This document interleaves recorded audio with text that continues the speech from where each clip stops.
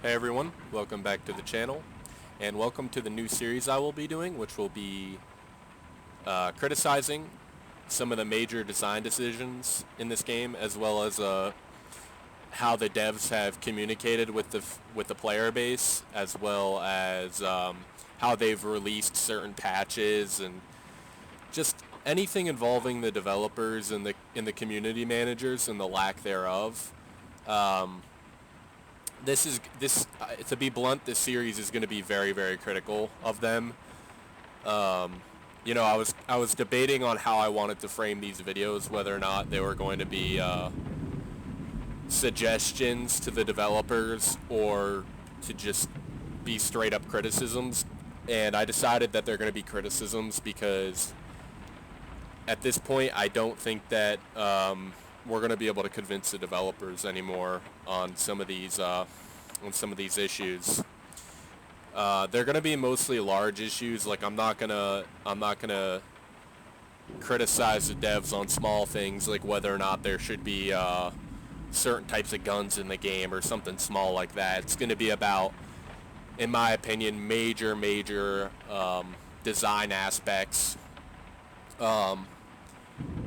But to just have a little discussion in this intro before you go on to watch the other videos that talk about specific topics, I want to just make it clear what this game is and how it is portrayed, I think, to the video gaming community and why people bought it. I think that this video game was initially portrayed as a sort of DayZ clone, right? That obviously it's its own flavor.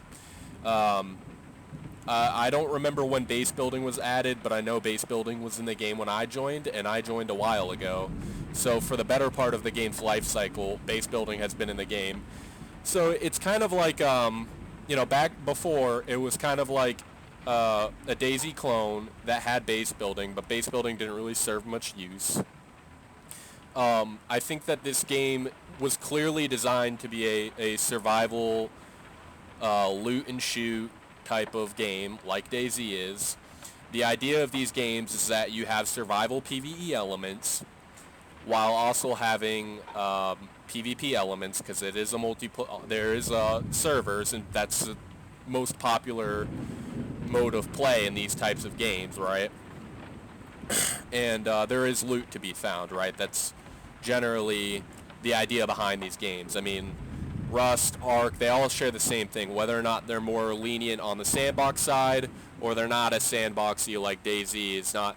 I would argue that DayZ is not as much of a sandbox because a lot of people don't really participate in the base building aspect of DayZ, and so I would say Miscreated is in the middle, but it leans more on the DayZ side because it's got a set-in-stone map that you find. That's where you find most of your loot, right? But then there's all the sandbox elements that go into creating a base, building a bed, building storage, things like that. So I just wanted to be clear on what this game was, what this game is, and how it's portrayed.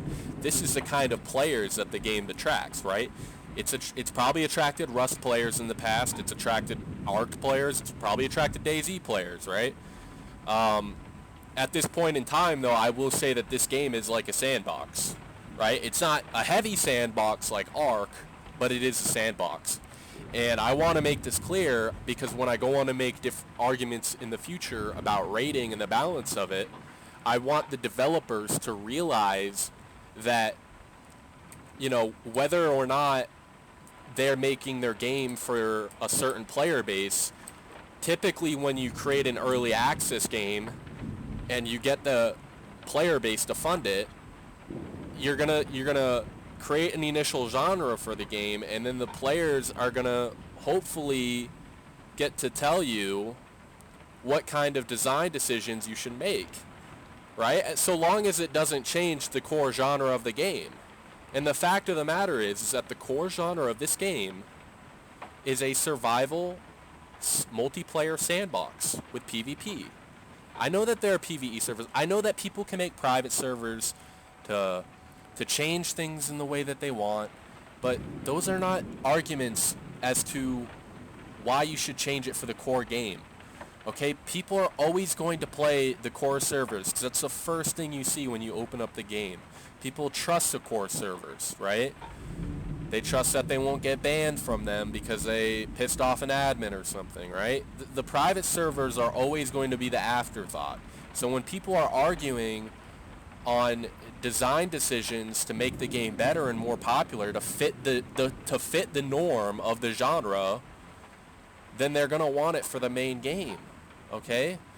And yeah, so I'll be more specific when I talk about rating and storage, but the reason why this game has done so terribly is because you're attracting players from these other games or people that might be interested in the genre, and you're not living up to the standard of the genre, okay? You should be living up to the standard of the genre and then going beyond it.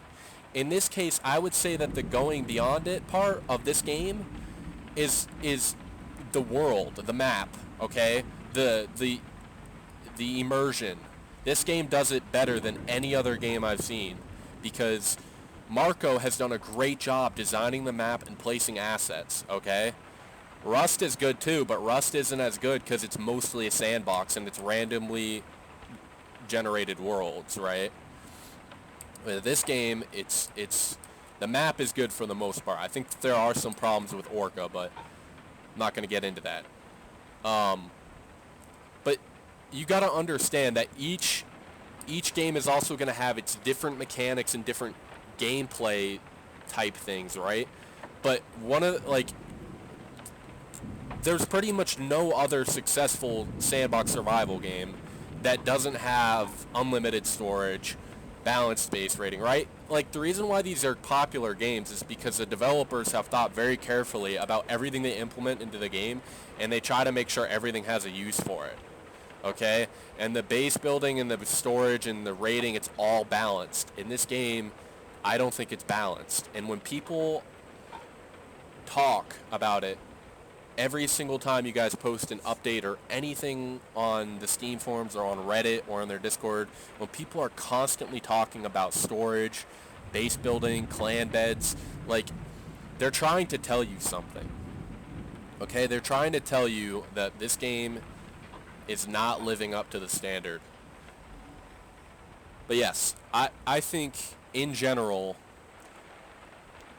to make the argument that you know, adding clan beds to the game, it will make the game like Rust or something like that, that the game is essentially becoming Rust. That's bullshit, okay? We all know that's bullshit.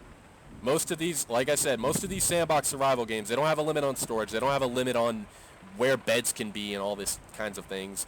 Like, that's it because it's a norm of the genre, right? And what differentiates the game are minor features, right? Storage and base building, those are not minor features, okay? A minor feature would be like how you find water and how you find food, okay?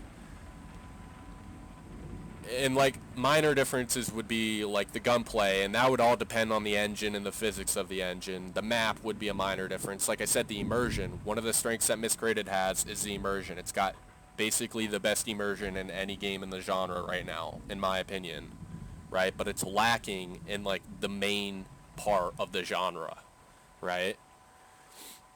So yeah, that is going to end this intro video. I know I just kind of went on a long rant, but I wanted to highlight this is essentially this intro video it was a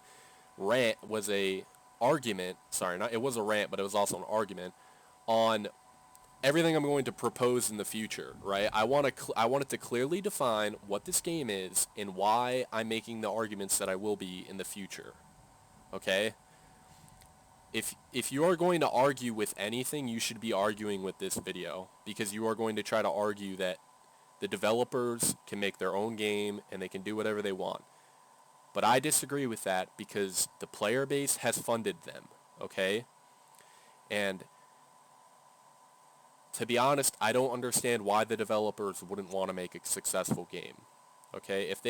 In my opinion, if they want to make a private game that only them and their very small player base that supports them, if they want to make a game like that has no wipes and limited storage, and they can make it perfectly, then they can do that, okay? And they can give it to them for free, or they can whatever. But don't don't advertise a game as a sandbox akin to Rust or Ark, and then not adhere to the norm and expect and try to explain to the players why they're wrong. Like, we know what we want. We've been telling you what we want.